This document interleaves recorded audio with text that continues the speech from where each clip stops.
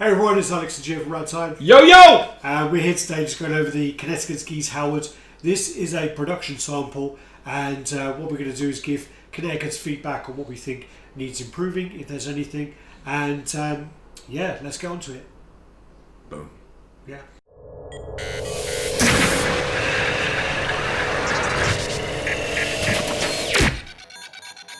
Yo yo! Welcome to Team Radd and welcome back. We're back after the coronavirus lockdown. Things have eased here in the UK and we're about to get back into some business. Got some social distancing going. I know. Lucky.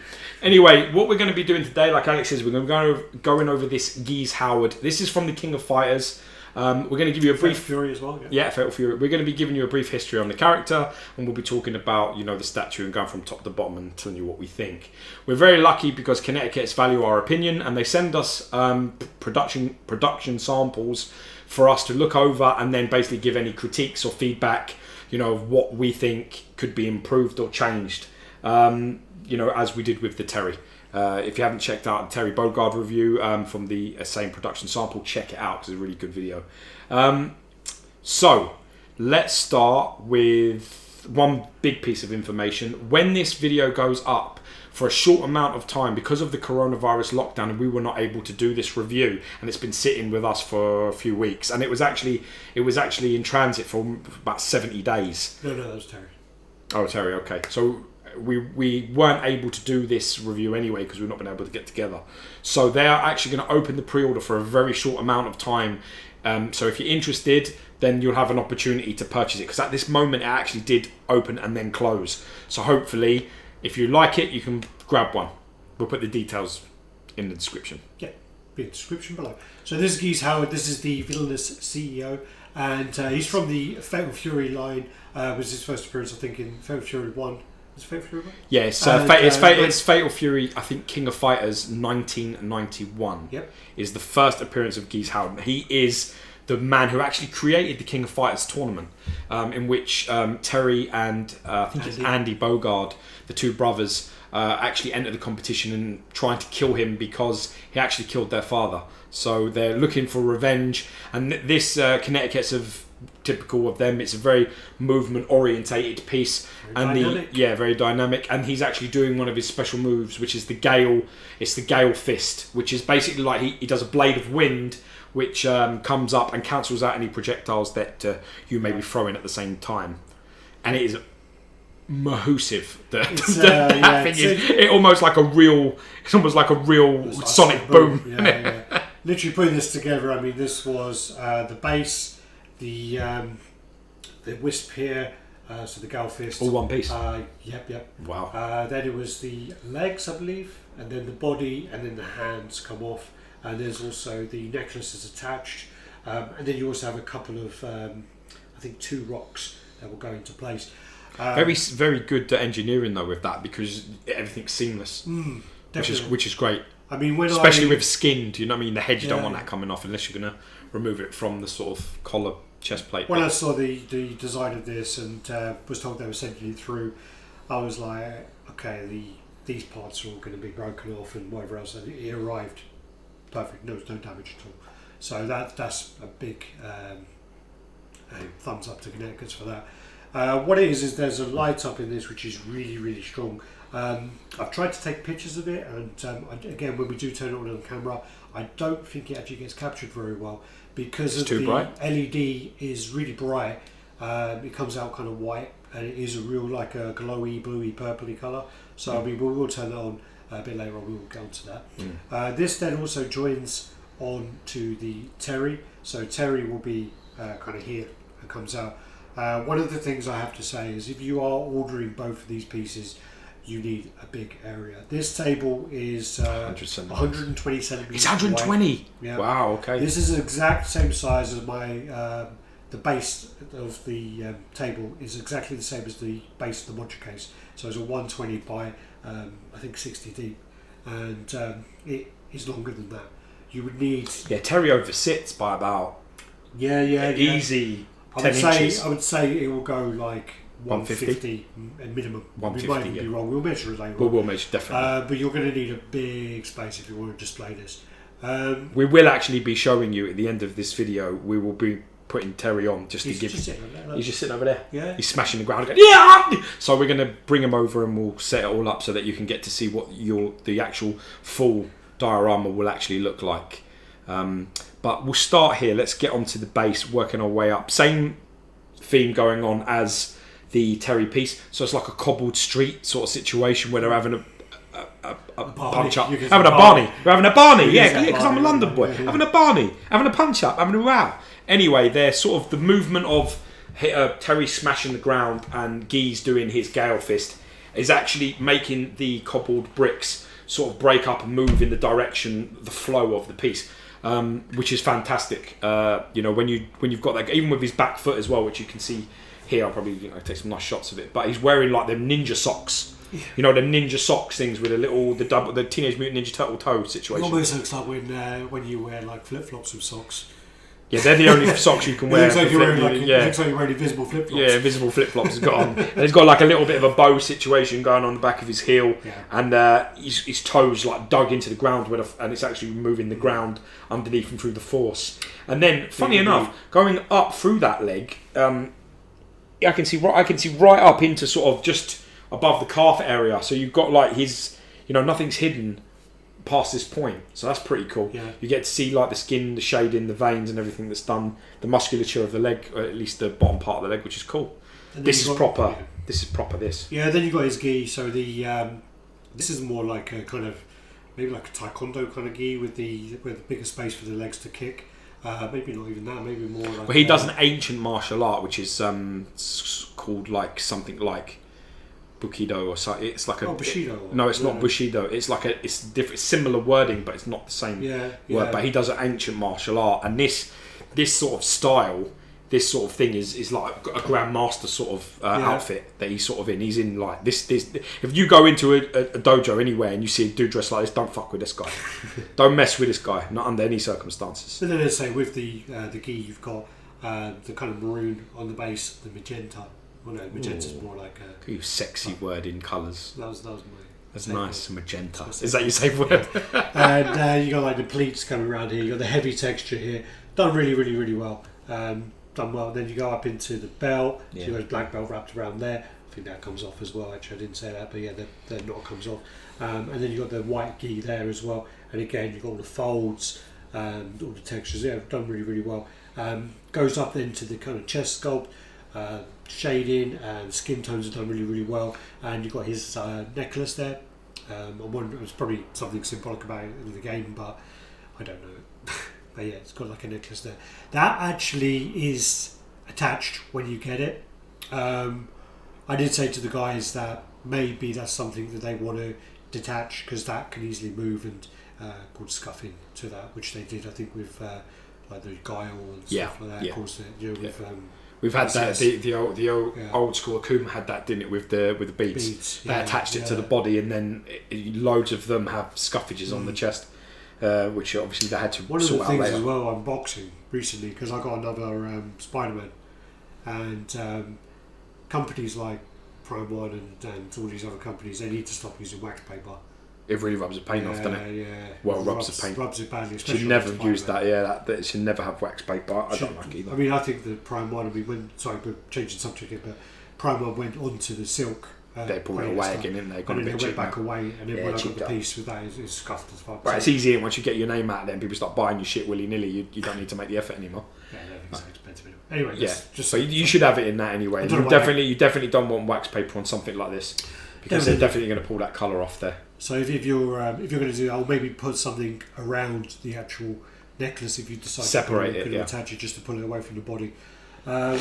Again, the face done really, really well. Portrait's exceptional in this piece, really exceptional. Great sense of movement and pose. I love the pose on this. This, along with Terry, is beautiful together because obviously Terry's sort of crouched and going down, he's sort of going up. So you've got this sort of almost like whirlwind of movement where you've got the downward facing, then you've got the elegant upright facing of Geese Howard. So they work fantastically. There's not much negative space as well. No, but that's my point. It's like every element is sort of taken, from top to bottom, which I really dig.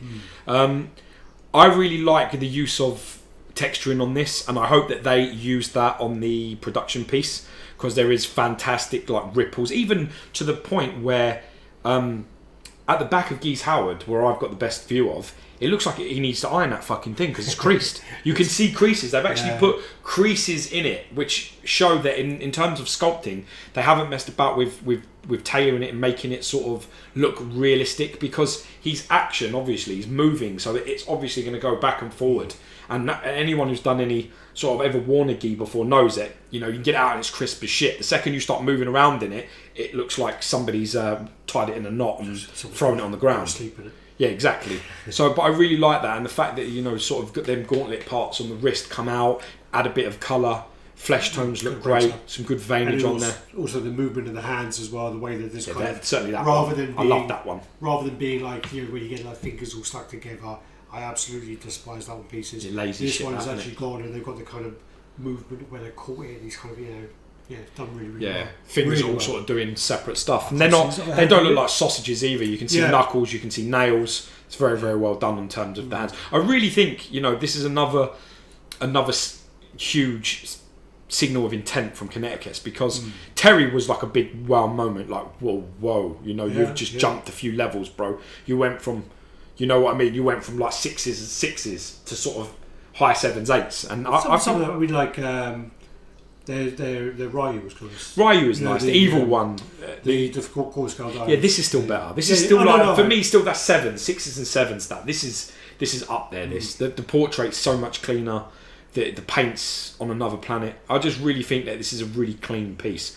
The only, I mean, obviously, my critiques would be, I would like to see some sort of more colours across the base a little bit. Yeah, it's a very large space, right? It's a really large space, and I definitely want to see some contrast in them silver or grey rocks. You know, where you make them. I don't know. You know where you make. You know where you make. I know what cobble streets look like. I know what you're going to tell me, right? But you know when cobble streets are like broken up and all that. What happens is all the edges go a bit white. So I would like all these edges to have a little bit of white, have a little bit of scuffage and more damage in there. I would have said more. Like you know, maybe what they could have done is added some of the. Kind of blue hue to it, but maybe you could do that across there along with the white. But when you turn it on, I think it does anyway. Yeah, good point. Maybe I haven't seen the light up in person yet, but I just think maybe just a little bit, just because there's a few that are around that periphery here, but I think in the middle, if you just give it a little bit more work in there, because the base is so big. You get what I'm saying? If it was smaller, it wouldn't be an issue. Just a little bit more in there. That would be something I would say. I mean, it's very, very small things at this stage, because I mean, it's very trivial, very trivial, massively, Nothing's trivial. One of the things, so I'm just about to plug in the my battery pack, and this uses like just a standard old mobile phone charger, like micro USB, I think it is, and basically, when you turn this on, wherever my button is on this, so you turn this on. And I get what you're saying. Yeah. Problem is the colour is all around this side, so we're going to have to take some pictures of this, but I don't know whether we're going to be able to capture it, because it definitely is more. It's more purpley blue than it comes across white. Definitely, yeah. When I saw this in your, you know, when we did the chat the other week, and you, I think you put this on. One of my problems with this is with these pieces, when you power them, for example. So this has now got power going to it, but I have to press this button every time to power it on. Okay. So if you wanted to do it where you were connecting Terry and Geese to a power supply, you've got to press both buttons. You have to go boom, boom. Problem with that is Terry's power supply is within here. It's in the front. So you have to, every time you want to turn Terry on, you're going to need to move him out to that's turn him on. So that's the problem. Is this is the only way to turn it on and off.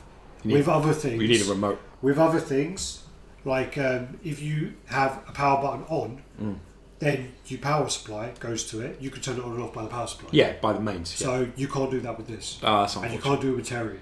And that's one of my big complaints about Terry, is the fact that if you have the diorama connected, he is going to be in here, and his is concealed within the curve here. Yeah. Which maybe they should have done that with him as well.